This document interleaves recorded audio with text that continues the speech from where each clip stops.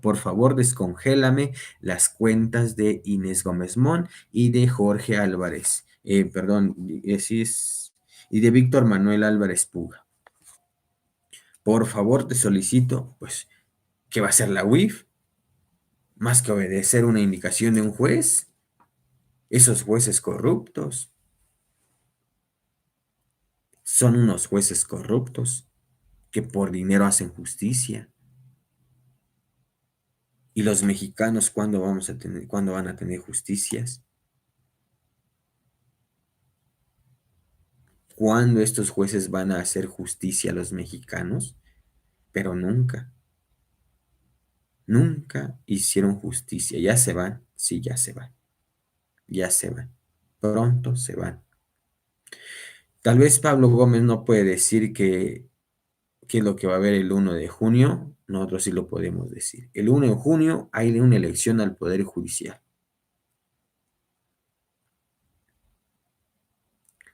Y nosotros sí lo podemos decir como ciudadanos, como mexicanos. Lo podemos decir. Y hay que nos venga el INE, que nos diga, que venga el INE, que nos sancione. Pues yo no tengo dinero. No tengo. ¿De dónde le voy a pagar? Soy mexicano, ciudadano que informa. ¿Sí? Que venga el INE. Que venga el INE y que me diga, oye, te vas a sancionar por esto y por el otro. Ahí está, llévense todo lo que tengo. Agárrese la casa no es mía, estoy rentando. Yo rento. ¿Ah? Que venga el INE, te vas a sancionar. Adelante, caminante. Adelante, llévese lo que usted quiera. Ahí está el ventilador, ahí está las mesas, unas sillas, la cama. Llévese lo que quiera. Ahí está el peluche. También llévese lo que quiera. Ah, que nos meten a la cárcel. Pues vaya, llévenme a la cárcel por decir que el 1 de junio va a haber una elección al Poder Judicial. Llévenme a la cárcel por decir que el 1 de junio va a haber una elección al Poder Judicial y se van a elegir ministros. Entre ellos está Lenia Batres, Yasmín Esquivel, Loreta Ortiz, César Mario Gutiérrez Priego y está también una de nombre,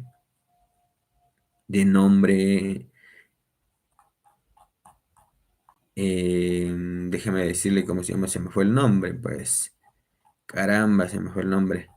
Estela Ríos, Estela Ríos, ¿sí? Estela Ríos también está dentro que va a ser ministra, quiere ser ministra de la Suprema Corte de Justicia. El 1 de junio va a ser la elección al Poder Judicial. El 1 de junio del 2025 va a ser la elección al Poder Judicial. Y todos los mexicanos a votar. ¿Sí? A votar el 1 de junio. Fíjese, lo que decía también, ¿cómo se llama este señor de la UIF? Pablo Gómez. Hay que hacer una reforma, pero el, el Senado no se apura. El Senado no se apura. Pero estos señores también, los senadores también, ¿sí? Es que si creíamos que va a haber justicia por parte también de los senadores, no, ahí se hacen las leyes, el Ejecutivo lo manda al Senado, a la Cámara de Diputados, ellos tienen que hacerlo, pero no se apuran, no se apuran, ¿sí? Son los jueces, mientras los jueces andan haciendo lo que ellos quieran, ya están en sus últimos días que se van, andan haciendo lo que se les... Y falta todavía, falta muchísimo. Para ver lo peor todavía del Poder Judicial. Falta muchísimo. Vamos a ver lo peor del Poder Judicial, sí. Fíjese que... ouch. A ver, déjeme ver, aquí está. Fíjese que esto sale... Fíjese. El tema de Víctor Manuel Álvarez Puga y de Inés Gómez Montt, creemos que es muy emblemático, es muy importante ver por qué es eso que no debe suceder. Es eso que no debe suceder en cuanto a la acción de la Suprema Corte de Justicia de la Nación, del Poder Judicial, pero también de quienes están involucrados en lo que hicieron ellos posible, también en lo que no debe hacer nadie en un país que busca justicia. Y lo planteo desde el conocimiento que tenemos en Chiapas de este personaje, Víctor Manuel Álvarez Puga. Él es deshonrosamente chiapaneco, nacido en Tuxtla Gutiérrez. Lo conocemos bien su historia y quiero compartir brevemente porque lastima también esta circunstancia. Y lo recordamos muy bien cuando de repente de un día para otro, de un mes para otro, quizá de un año para otro, se volvió muy famoso, muy famoso. Y todos hablaban en Chiapas de los Álvarez Puga como gente muy respetable, como gente que hizo dinero de una manera lícita, y no fue así. Ellos tenían un puesto de tortas, de hot dogs, de hamburguesas en el centro de Tuxtla Gutiérrez, justamente enfrente de lo que era anteriormente la terminal de autobuses de Cristóbal Colón, y de repente convirtieron un emporio. Pero un emporio que no es solo lavado de dinero así nada más, ¿no? Es también evasión de impuestos, porque a veces cuando pensamos en el lavado de dinero pensamos, bueno, es que es dinero sucio del narcotráfico que llega y se mete al banco. Pues sí, pero también es dinero de quien no quiere evadir, de quien no quiere pagar impuestos, de quien evade impuestos. Y de quien evade impuestos a veces, pues podemos ir en contubernio o en acción o en asociación con autoridades incluso. Es muy grave, es muy profundo, ¿no? Entonces no hay nada de respetable en ese caso, es todo lo contrario, ¿no? Y yo me acuerdo que platicaba con la gente, ¿no? Y también nuestro trabajo periodístico, ¿y quién es Álvarez Puga? O sea, de repente cuando empezó a sonar su nombre. Y yo me acuerdo mucho de una respuesta que decían, es que es un fregón, ¿no? Que logró encontrar un vacío en la ley y a partir de ahí es que está haciendo toda una estrategia. Es hasta insultante, ¿no? Y me parece que exponerlo está muy bien, exponerlo, pero que se vea, que se visualice más, que los medios lo puedan conocer y que la gente lo pueda conocer más allá del simple hecho de que se han descongelado sus cuentas, porque lo hemos visto en Chiapas y con la desigualdad que tiene mi estado, donde hay gente que aún y con las condiciones y las acciones que se han emprendido para darle dignidad al sur, pues sigue en condiciones de pobreza y de desigualdad muy lacerante, pues no es justo, ¿no?, que suceda esto. Y aquí la pregunta que quiero plantearle, Presidenta, ahora que se ha comentado al respecto es, ¿qué ley o leyes se modificarán para evitar que los jueces con un amparo liberen las cuentas de presuntos lavadores de dinero? Y también preguntarle a usted, ¿qué nos puede decir? ¿Qué mensaje puede dar? Porque el mensaje que envía la Suprema Corte es, puedes ser defraudador, puedes enriquecerte ilícitamente, puedes lavar dinero y llevártelo. Y puedes volverlo a hacer. Y eso creo que es un muy mal mensaje. Pablo.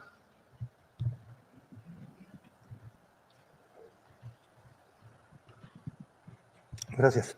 En el Senado se está discutiendo desde hace años un proyecto que esperamos que salga en este periodo de sesiones, que son varias leyes que tienen que ver con los reportes de los sujetos obligados relacionados con las actividades vulnerables hacia la unidad de inteligencia con el propósito de que se organice mejor la información y se pueda prevenir el lavado de dinero. Es básicamente la ley ORPI la que se está discutiendo y una parte del Código Penal, un aspecto para darle al gobierno la capacidad de representar el sistema financiero como ofendido en los juicios de lavado de dinero, justamente, porque eso no está con claridad establecido y los jueces se niegan a esto. Entonces ahí ya se superará. El gobierno internamente, la presidenta, ha comentado, ha discutido y está analizando la posibilidad de presentar alguna iniciativa para detener las suspensiones, porque ya se convirtieron en el instrumento para acabar con la lista de personas bloqueadas y su efectividad, y por lo tanto la prevención, que ese es el instrumento básico del lavado de dinero. Entonces habría que entrar a la ley de amparo. Ya cuando la presidenta acuerde que es el momento de abordar este asunto, seguramente pues, se complementará con el perfeccionamiento del mecanismo de audiencia administrativo que da la Unidad de Inteligencia Financiera a las personas que son incorporadas a la lista. Creo que hay que mejorar las garantías, la atención a estas personas, la posibilidad de defenderse, y yo diría que ampliando incluso los plazos que se tienen. Todo procedimiento requiere plazos, pero yo soy de los que pienso que entre más amplios son los plazos para que alguien se pueda defender, será mejor la resolución que al final la autoridad tome. Entonces, estas cosas también entrarán no solamente aquellas que le interesan al gobierno, sino también aquellas que les interesan a los ciudadanos y ciudadanas para llevar a cabo sus defensas, sus planteamientos y lo que sea, ¿no? Así es la idea. Gracias.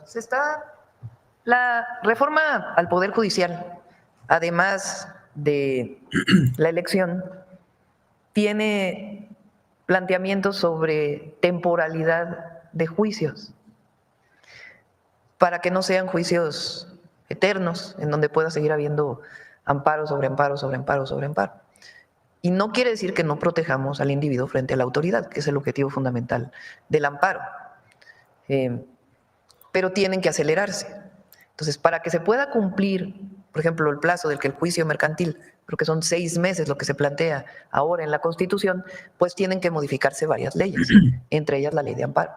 Entonces, lo está trabajando la consejera jurídica en un grupo muy amplio y se va a presentar ya pronto, entre otras también leyes de procedimiento que obvien tiempos, que disminuyan tiempos para que haya justicia. La justicia no es medio justicia. O hay justicia o no hay justicia. Y bueno, recordemos que la exconductora Inés Gómez Montt, pues es sobrina de Fernando Gómez Montt, exsecretario de Gobernación del gobierno de Felipe Calderón. Y bueno, Álvarez Puga, quien fue señalado por todo este tema, amigo del grupo de Juan Collado. Ellos se conocieron en una reunión, ¿no?, de un personaje cercano también a Salinas de Gortari, solamente para no olvidar el contexto. Presidenta, en este tono que estamos tocando y planteando, recuerdo que el fin de semana que estuvo en Rosarito, Baja California, dio a conocer el titular del Infonavit que se han levantado 38 carpetas de investigación por el tema de los fraudes y abusos en torno a los trabajadores afiliados al Infonavit, pero que van a llegar a ser 3,800. Y también está relacionado el tema, o bueno, en el mismo tono, este que tiene que ver con la primera compra consolidada del gobierno, en donde se detectó este fraude por alrededor de 13,000 millones de pesos, 2 casos que pues han salido a la luz de cuestiones turbias. ¿Qué hay de ello, Presidenta? ¿Tienen ¿Dices de la compra de medicamentos? Sí, donde estuvo se detectó esta cuestión. Sí, pero no se consumó, digamos. Sí. Afortunadamente, preventivamente, se detuvo antes de que pudiera haber este fraude o pues este delito. Sí. Entonces se detectó que se había dado contratos a precios más altos de los que deberían ser y de inmediato se paró el proceso y ya está la reposición del proceso para que se vuelva a asignar. Y es muy importante lo que presenta Eduardo. ¿Por qué no ponen la plataforma? Ya Eduardo, no tuvo. ¿por qué no la explicas de nuevo? Ya no tuvo fue mayor. Así como... Bueno, fíjese que lo que dice la presidenta, los amparos no son eternos. Claramente no son eternos, pero pues mientras no son eternos, mientras el tiempo que tarda, a los mexicanos no se les hace justicia.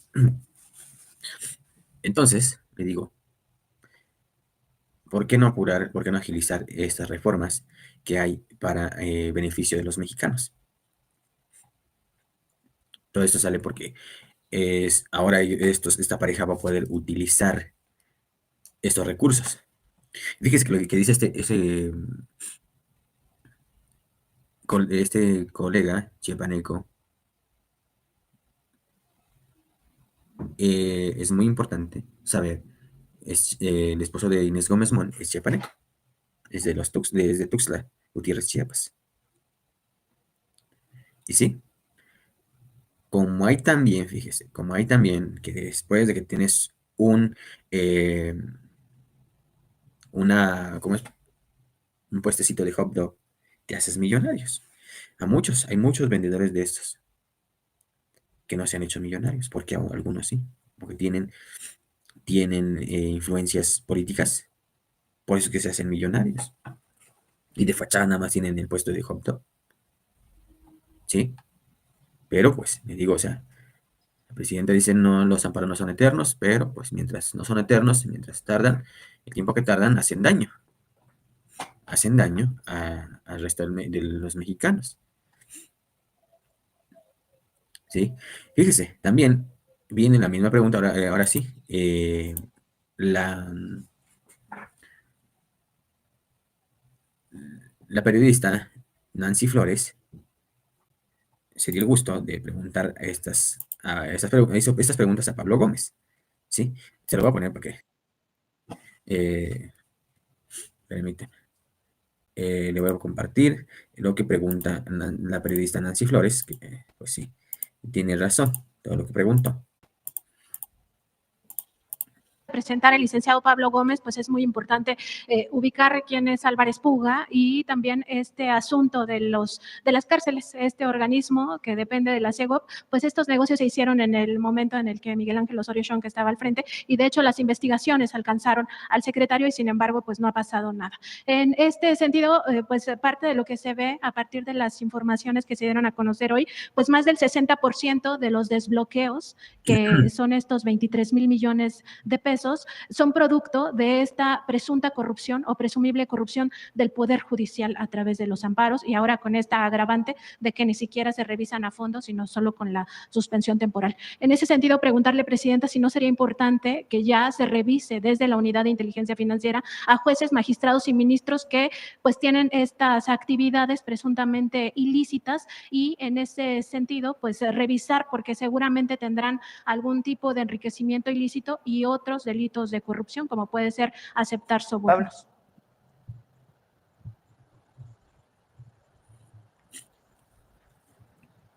Gracias. Gracias por la pregunta. Es muy pertinente porque la Unidad de Inteligencia Financiera hizo una matriz de riesgo del Poder Judicial hace ya 3 años. Y los resultados fueron presentados pues, al Consejo de la Judicatura para su análisis. Ellos son los encargados de vigilar al Poder Judicial. Pero además se han presentado quejas ante el Consejo de la Judicatura relacionadas con la acción de algunos funcionarios judiciales, jueces y secretarios. Nunca hemos visto ninguna respuesta. De verdad, lo digo así, dramáticamente. Las cosas están tan mal. Están porque están en vías de cambiar, pero pues todavía tenemos el esquema. Mucha gente percibió que el cambio del Poder Judicial era indispensable. Era un complemento a todos los cambios que se habían hecho. Queremos un Estado democrático y social, pero un Estado democrático y social de derecho. O sea, completo. Y eso es lo que se planteó.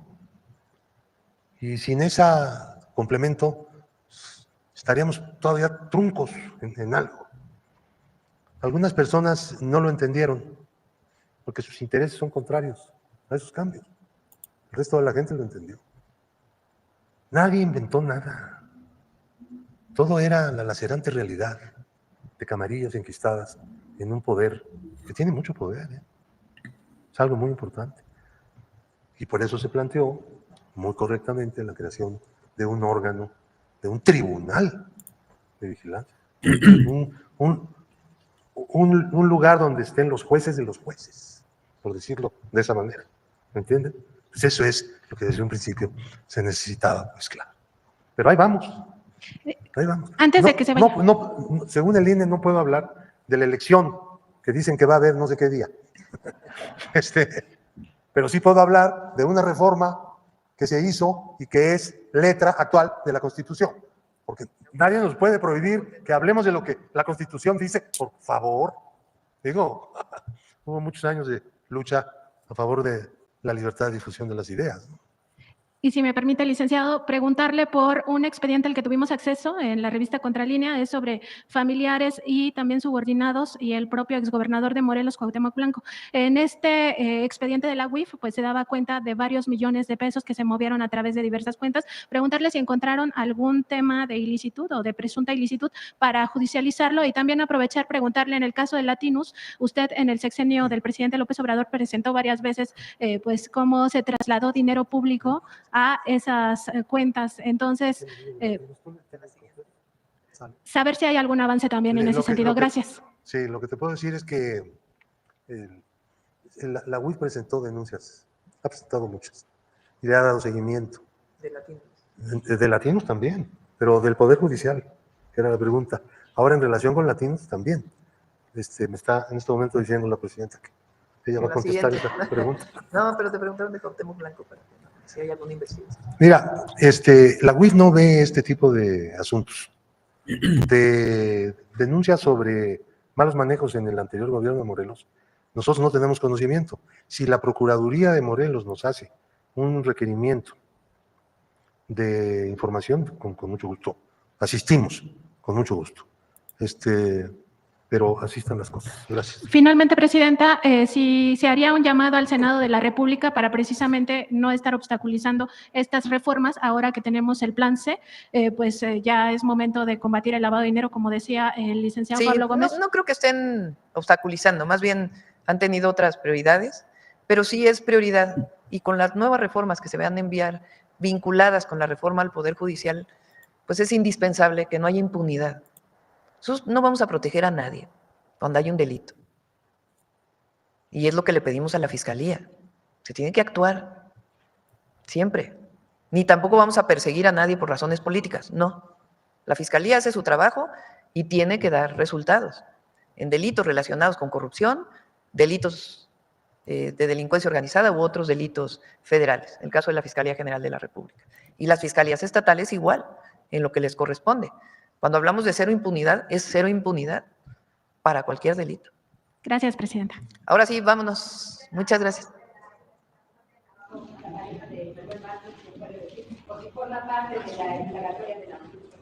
Sí, en otra ocasión, si quieres, ya contestamos sobre este tema, Pablo. Ahí va a poder seguir viniendo para el caso de Latinos, de otros latinos. Muchas gracias a todas y a todos. Gracias. Bueno, esto fue lo que dijo contestó Pablo Gómez. Y ahora, pues, puede suceder que pronto algunos jueces ordenen a la Unidad de Inteligencia Financiera a descongelar todas las cuentas de los delincuentes. Solo eso nos falta. Solo eso nos falta de que los jueces federales ordenen a la UIF a descongelar todas las cuentas. Eso es lo único que nos falta a los mexicanos. A descongelar todas las cuentas. Por ejemplo, puede estar en la lista artistas, empresarios, políticos, exgobernadores. ¿Sí? Solo eso falta. Que la UIF descongele. Que jueces federales ordenen a la UIF a descongelar las cuentas de algunos corruptos. Eso es lo único que falta.